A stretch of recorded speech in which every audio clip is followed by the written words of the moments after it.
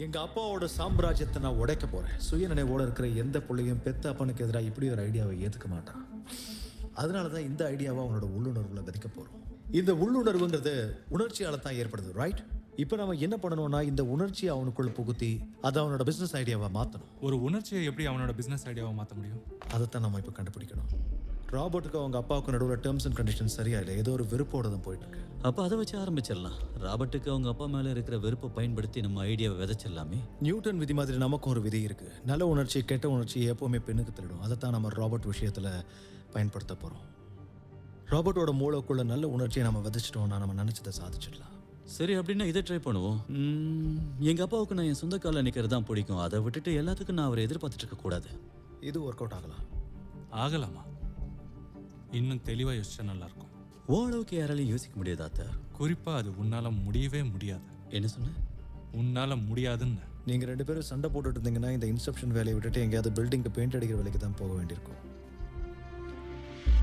முதல் கட்டத்தில் அவனுக்கும் அவங்க அப்பாவுக்கும் உள்ள வெறுப்பை வச்சு நான் இனிமே எல்லாத்துக்கும் எங்க அப்பாவை எதிர்பார்க்க மாட்டேன்னு அவனை யோசிக்க வைக்கணும். அதுக்கு அடுத்த கட்டத்துல நான் எனக்குன்னு ஒரு சாம்ராஜ்யத்தையே அமைப்பேங்கிற எண்ணத்தை நாம உருவாக்கணும். அதுக்கப்புறம் கடைசி கட்டத்துல நாம மெயின் ஐடியாவை திணிக்கிறோம். நான் வேற எங்க அப்பா வேற எனக்கு காட்ட வைக்க. கரெக்ட். 3 கட்டம் தாண்டியா?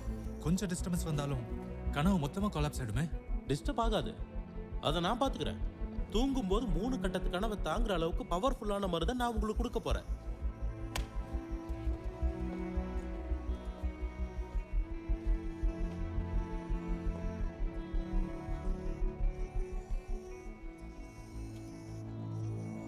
Good night.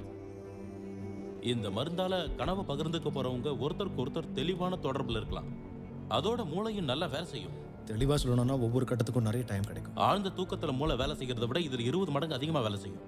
ஒரு கனவுல இருந்து இன்னொரு கனவுக்கு போகும்போது இந்த மருந்து நல்லா தாங்கும். ஒரு கனவுக்கு 10 மணி நேரம். சாரி, மேட்ச்னால எனக்கு கொஞ்சம் அலர்ஜி தான். எவ்வளவு நேரம் சொன்னீங்க?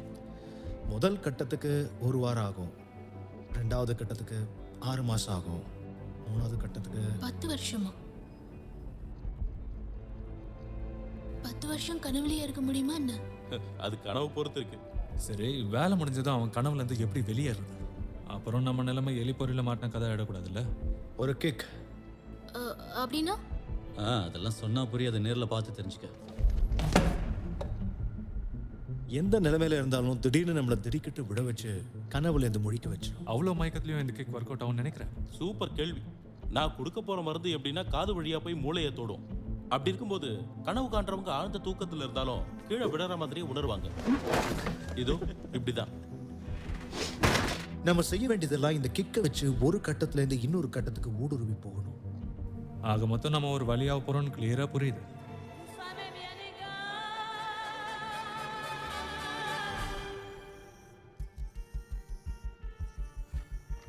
மயக்க மருந்து கொடுக்குற அளவுக்கு அவனுக்கு எந்த ஆப்ரேஷனும் ஷெட்யூல் இல்லையே. அவனுக்கு ஒரு 3 ஆப்ரேஷன் நடக்கிறதா இருந்தது இல்ல.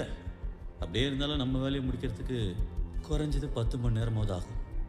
சிட்னிலேருந்து லாஸ் ஏஞ்சலஸ் உலகத்திலேயே ரொம்ப நீளமான ஃப்ளைட் ஜோர்னி. வாரத்தில் அவன் 2 தடவை போயிட்டு வருவான். அதுவும் பர்சனல் ஃப்ளைட்டில் தான் போவான்ல. அவனுடைய பர்சனல் ஃப்ளைட் ரிப்பேர் ஆனாதான் மற்றவங்களோட அவன் ட்ராவல் பண்ணுவான். அப்போ அது ஒரு 747 இருக்கும். எப்படி சொல்றேன்? ஏன்னா 747ல பைலட் மேலே இருப்பான், ஃபர்ஸ்ட் கிளாஸ் கேபின் முன்னாடியே இருக்கும். அதனால நமக்கு டிஸ்டர்பன்ஸும் இருக்காது. அதுக்கு அந்த கேபின்ல மீதி இருக்கிற எல்லா டிக்கெட்ஸையும் வாங்கணும், அந்த அட்டெண்டரையும் சேர்த்து. அந்த ஏர்லைனையும் நான் வாங்கிட்டேன். ஆனால் கொஞ்சம் கஷ்டப்பட்டேன். இந்த வேலையை முடிக்கிறதுக்கு 10 hours இருக்கு. ரியாட்னி அட்டகாசமாக டிசைன் பண்ணிருக்கேன்.